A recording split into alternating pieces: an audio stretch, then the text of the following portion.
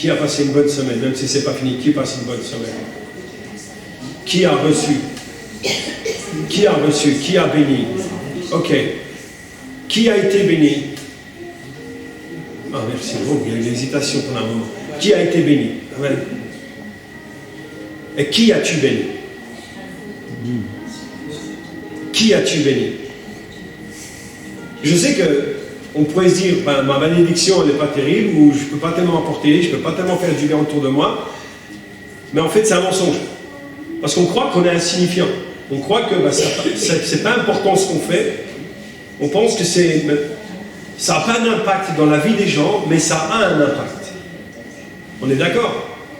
Un simple petit geste peut faire beaucoup de bien. Je crois qu'il y a un poème qui parle au niveau du sourire. Le sourire, combien il peut impacter une vie. Donc, quand c'est un sourire, ça apporte la paix, ça apporte la joie, ça apporte l'assurance, ça apporte la confiance. Amen. Quel événement on va bientôt avoir en France? Les Jeux Olympiques. Et c'est quoi le symbole des Jeux Olympiques? Les anneaux, mais il y a aussi autre chose. La flamme. C'est la flamme. Qu'est-ce que Dieu a mis en chacun de nous par le Saint-Esprit? La flamme. La flamme. Et cette flamme, elle démarre depuis la Grèce, Athènes plus précisément, et elle arrive à Paris. Je ne sais pas quand, elle va être allumée bientôt. Est-ce que c'est une seule personne qui court depuis Athènes jusqu'à Paris? Non. Qui c'est qui dit oui? Anne. Eric. Non, on est d'accord, c'est non. Ok? Et heureusement d'ailleurs. Mais pourquoi? Pourquoi c'est qu'une personne? Pas une personne. Parce que il n'y arriverait pas, il serait fatigué. Donc qu'est-ce qu'il fait au bout d'un moment quand il a couru quelques kilomètres? Et quoi? Il passe la flamme, il passe le relais. Il passe quelque chose. Et dans le royaume de Dieu, dans le principe du royaume de Dieu, c'est que ce que tu as, tu le donnes, tu le partages. Même si tu penses que c'est insignifiant, tu le partages, tu le donnes.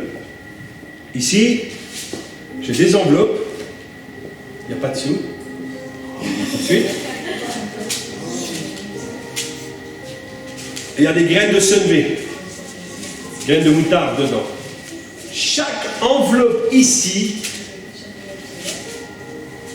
a le prénom que Célina, avec Nana, a mis soigneusement. Le premier, Kamel, Tamazou, je prends pif, Emmanuel, Marilou, vous pourriez lui donner, Philippe, Anne, Lydie, Marjorie, Nana, Célina, Josie, Annie, Eric, Elodie, Vincent, Claudine, Jumpy, Dina, je fais exprès de dire tout ça, Fiona, Judith, Teresa, Lilou, Assirem, Elana. Toutes ces semences-là, toutes ces enveloppes-là, j'ai dit exprès tous les noms, parce que chaque enveloppe, chaque nom a son importance. On a notre importance dans ce que Dieu nous a donné, de ce que Dieu nous a mis dans notre enveloppe en nous, ça a son importance. Pourquoi j'ai mis les enfants? Parce que les enfants, ils sont importants. Pourquoi il y a ton prénom? Parce que tu es importante.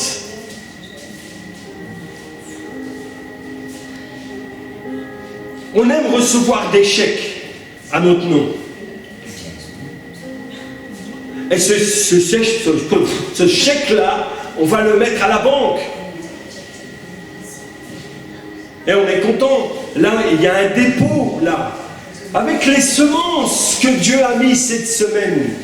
Toutes ces semences que Dieu a mis en nous. C'est un dépôt.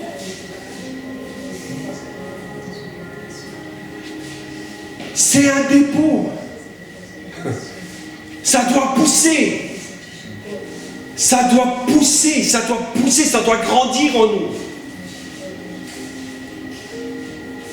Ne pense pas que ta petite semence, c'est tout petit, c'est tout petit. Mais cette semence-là, elle est puissante. Elle est puissante pour renverser des murs. Elle est puissante pour toucher les cœurs les plus durs et restaurer les cœurs brisés. Ta gentillesse, ton amour, quand tu laisses exprimer l'amour de Christ autour de toi, cette petite semence que tu trouves insignifiante, ça a une puissance. Que ce soit avec les clients à la boulangerie, que ce soit là où tu travailles, que ce soit dans la rue, on a cette semence incorruptible. Waouh! Quelle puissance! Tu sais, en disant les noms, prénoms de chaque personne, je me suis rendu compte qu'on était beaucoup.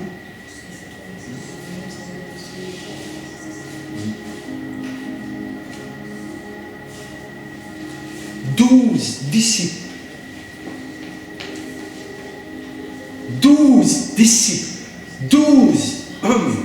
Je vais même dire, je vais enlever le mot homme. 12 personnes.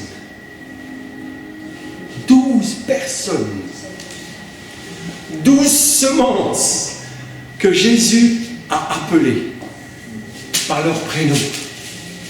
Tout comme j'ai fait ici. Je ne vais pas les repasser. Mais c'est les 12 personnes que Jésus a choisies. Aux yeux du monde, ils étaient insignifiants. Aux yeux du monde, c'était les rejetés. C'est Matthieu, le collecteur d'impôts. Pierre, celui qui s'emporte tout le temps. Judas, tout le monde devait se méfier de lui.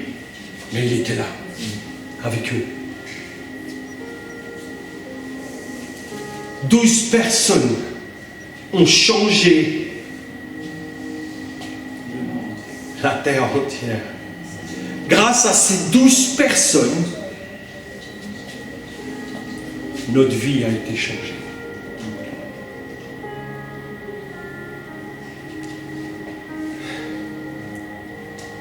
C'est parce qu'ils ont porté le message. Ils n'ont pas gardé le message.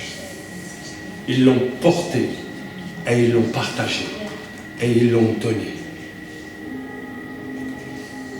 Ils n'ont pas regardé à la dépense. Ils n'ont pas regardé à leur vie. La Bible dit que si le grain de blé ne meurt, il ne porte pas beaucoup de fruits. Pour que ces semences puissent grandir en nous, qu'est-ce qu'il faut faire? Mourir à nous-mêmes. Cette semence-là, c'est la semence de Dieu. C'est la semence de la puissance de l'Évangile qui peut transformer le cœur des gens, toucher le cœur des gens. Même les chrétiens. Surtout les chrétiens.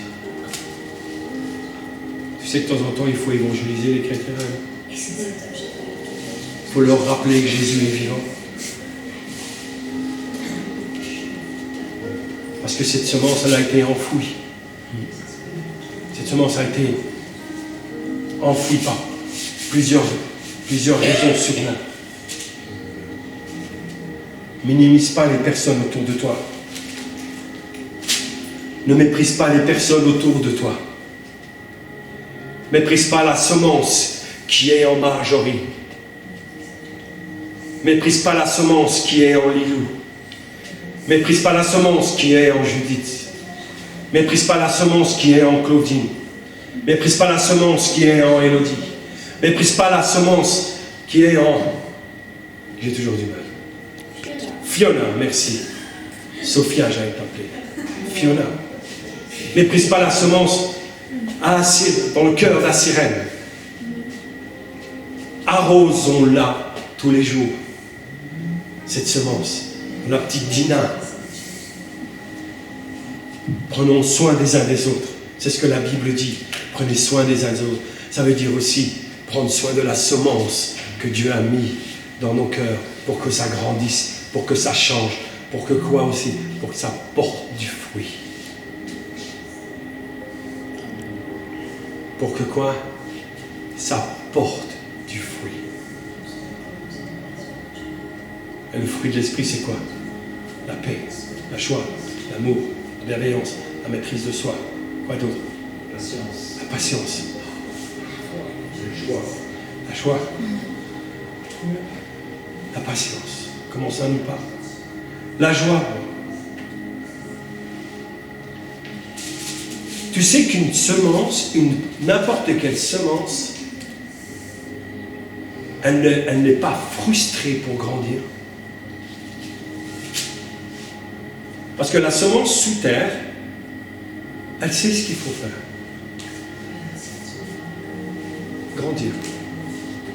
Elle sait, c'est le but même de la semence, c'est qu'elle grandisse. La semence que Dieu a mise en toi, en nous, c'est pour qu'elle grandisse. Mais nous, on est frustrés par les choses de la vie.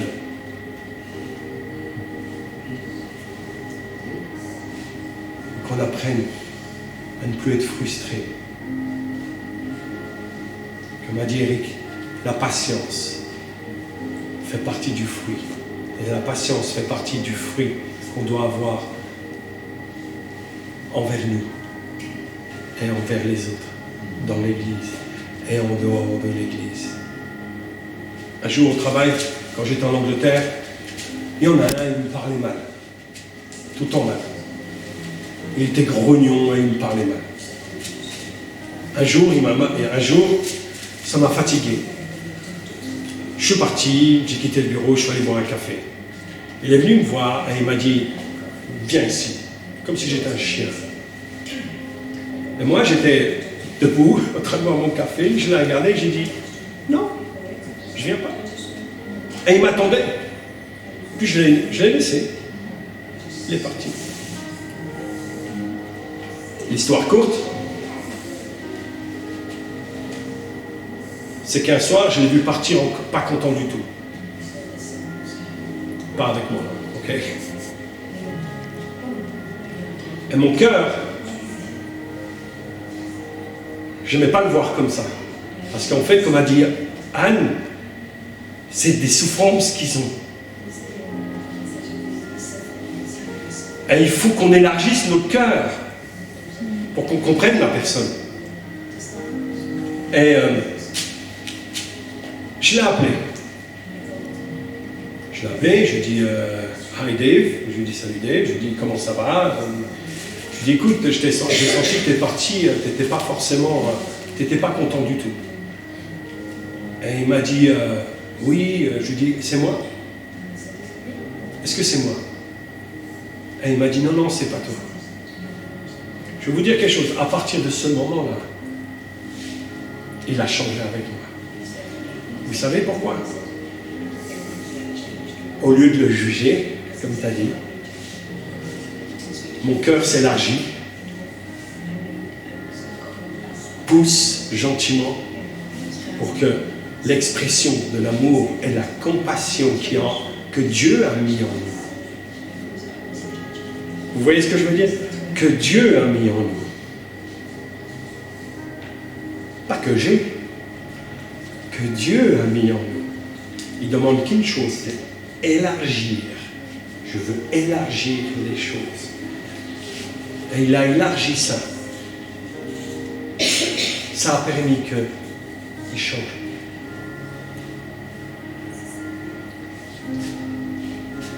Est-ce que ça a été parfait du premier coup? Non. L'amour change tout. Bouleverse tout. Qu'est-ce qui nous a bouleversés, nous? C'est l'amour de Jésus. Et l'amour est fort, c'est ce que tu as dit cette semaine.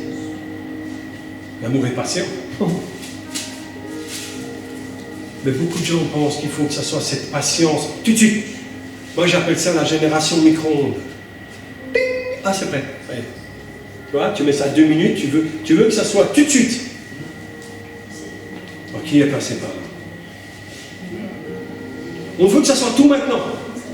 Mais Dieu, il dit non. Dieu, il dit non. Dieu, il dit tout simplement que c'est mon temps à moi. Comme a dit Eric, psaume 1. Ma patience. Mais toi, tout ce que je demande, c'est que tu sois toujours prêt à passer au four, au micro-ondes, pour que les 2 minutes, les 3 minutes ou les 5 minutes qu'il faut pour que ça soit bien cuit, bien frais, je ne sais pas comment on dit, au four et tout ça, ben ça soit bien prêt. Et là, par rapport à la plante, à la semence dans la nature, c'est pareil. Cette semence, elle est pareille. Il y a un principe que vous et moi, on ne peut pas mettre de côté. On ne peut pas. C'est ce principe de mourir à soi-même. Et la plante, elle n'est pas frustrée. La semence n'est pas frustrée. Est-ce que vous voyez une plante? Il faut que je grandisse, il faut que je grandisse, il faut que je grandisse, il faut que je merde. Elle ne serait pas belle, la nature. C'est vrai. Est-ce que vous voyez la petite Dina? Je veux grandir, je veux grandir, je veux grandir. Non, c'est là, elle profite. Elle vit sa vie. Toi, tu dois vivre ta vie en paix, en harmonie avec toi, en t'aimant, mais en connexion avec l'Esprit de Dieu. Parce que si tu vis selon toi, ce qui est né de la chair est chair.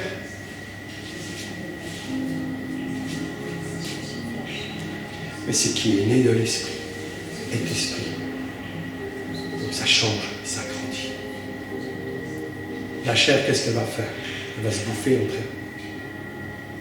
Tu perds ta paix, mais quand tu laisses l'Esprit de Dieu agir en toi. Chaque personne ici a son importance. Et chaque personne ici a des semences. Cette semaine, tu as reçu quelque chose? Oui. Merci. Qu'importe si ton voisin a reçu plus, qu'importe si ta voisine a reçu plus, c'est pas ça qui compte. C'est quoi le plus important? C'est de recevoir. C'est de recevoir. De repartir avec quelque chose.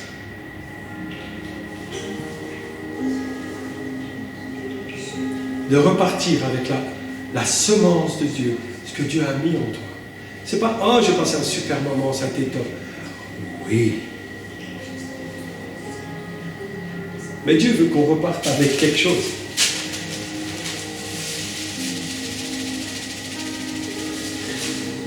Dieu veut qu'on reparte avec quelque chose. Célina et ma nana, elles ont pris le temps de le faire. Elles ont pris le temps de le faire. Elles ont pris le temps d'écrire votre prénom.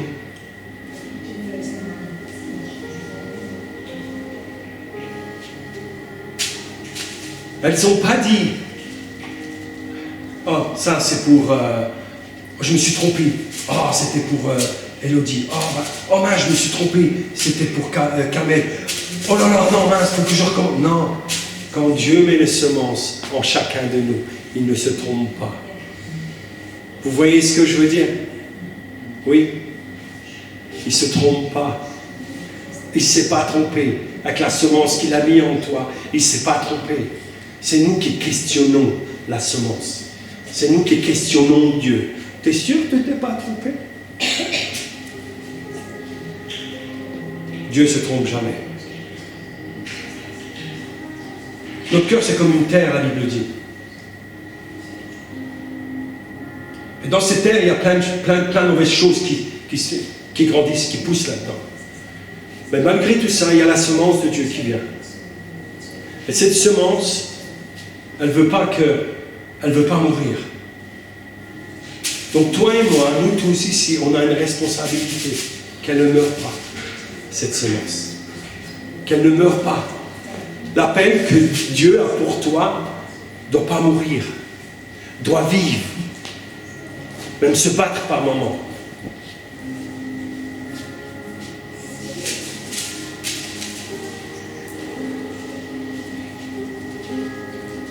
C'est précieux.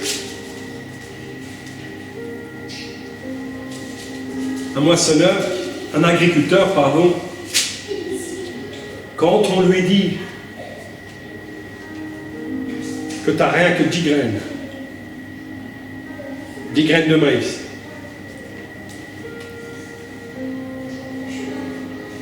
ces 10 graines de maïs, ce qui compte, c'est ce qu'il voit à travers ces 10 graines de maïs.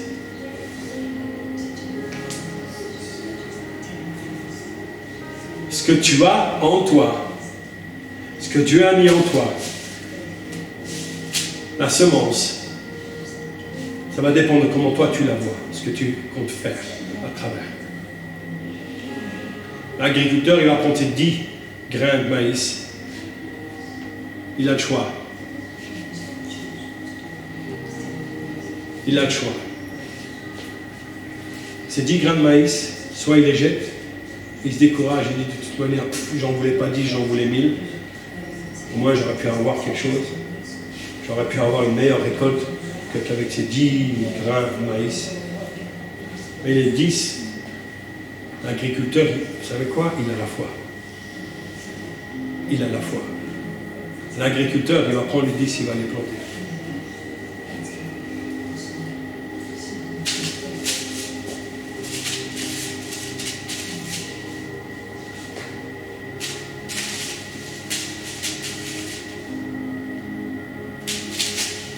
Allez, Emmanuel.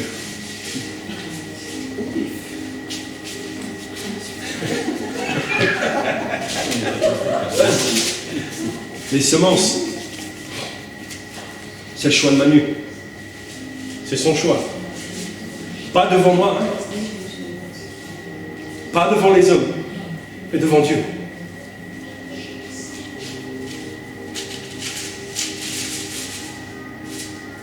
Ben, j'aurais pareil. Je ne vais pas faire tout le monde comme ça va faire trop long. Mais chaque semence a son importance. Et tu es important. Mais encore plus important, c'est la semence qui est en toi, qui est en nous. Amen. Tout ce qu'on a reçu, ça vient d'en haut. Ça vient d'en haut.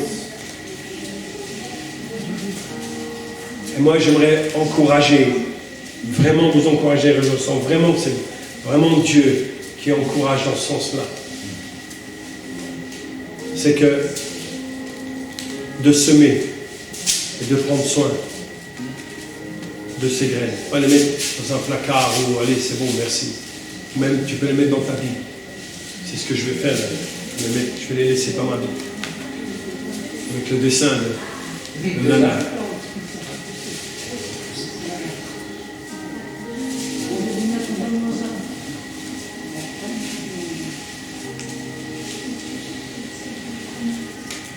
Cette semence, elle doit pousser. Elle est faite pour pousser. Elle est faite pour grandir. Le peuple d'Israël, quand ils ont quitté l'Égypte, et je crois que c'est ce que Dieu veut ici, la Bible dit qu'ils sont repartis avec quelque chose. Ils sont pas repartis les mains vides ou le cœur vide. Amen. Et ce soir, et demain matin, vous ne partirez pas les mains vides. Amen. Alléluia. Amen.